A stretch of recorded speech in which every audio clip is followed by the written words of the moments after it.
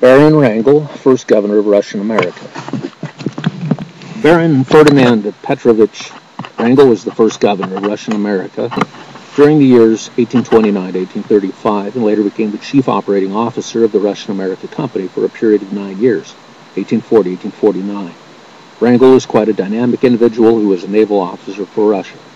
He had completed an around-the-world voyage before taking the position of governor of Alaska.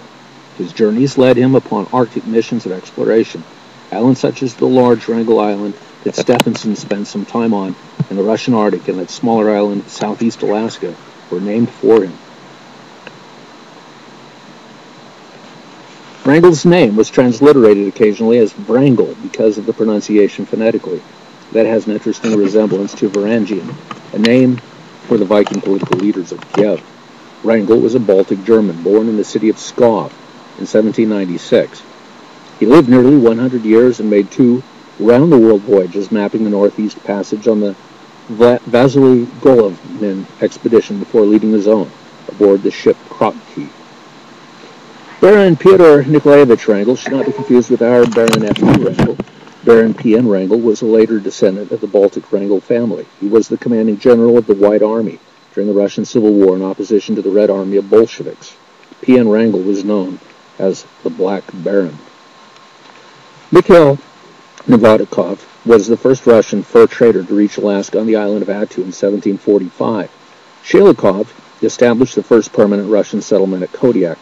Baranov expanded Russian exploration and settlements in Western America, significantly meeting up with the Spanish at San Francisco.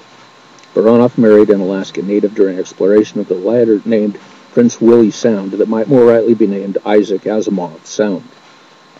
The Alaska Purchase of 1867 will bring the 150th anniversary of its becoming a part of the United States.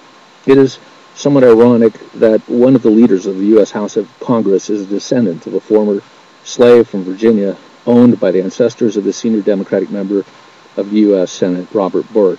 The name of Wrangel has gone far indeed, from Pskov around the world to New York. Baron von Wrangel was critical of the sale. Russia preferred to have the United States on Alaska instead of the British, who of course were engaged in the northwestern territories of Canada and in completing the mapping of the Northwest Passage under the directorship of a Secretary of the Admiralty, Sir John Barrow. Brevet Colonel Jefferson Davis took possession of Alaska, the former Russian capital, at Sitka on Baranov Island. Alexander Baranov was another earlier Russian explorer and chief agent of the Russian America Fur Company. Baranov reached America by the 1790s for Grigory Ivanovich Shilikov's trading company. He explored the Aleutians in the Tri-Svititilia, wrecked it in north to explore the coast, traveling as far as California. Baranov established Fort Ross, as well as the eventual capital city of Russian America, after it was transferred from Kodiak and Three Saints Bay to Sitka. Wrangel was the second most dynamic individual in the history of Russian America, following Baranov. Reznov in 1806 sailed the Russian ship Juno south to California to obtain supplies desperately needed to Russian America. He had to marry the delightful daughter of the Spanish governor to get permission to obtain the relief supplies. The Spanish invaded northern California beyond San Francisco in order to counter the Russian advance to the south. Of course, the shadow of Sir Francis Drake loomed over each group in California. It was perhaps the northern victory in the American Civil War, followed by the freeing of Russian serfs, that may have affected the global cotton market, providing an additional incentive for Russia to sell Alaska to the United States in 1867.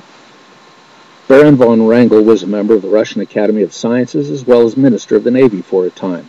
He was one of the commercial, scientific, pioneering explorer archetypes that would one day become of such use in planetary explanation of reasons why President Obama abandoned the Constellation mission to form an exobiological decontamination facility on the moon.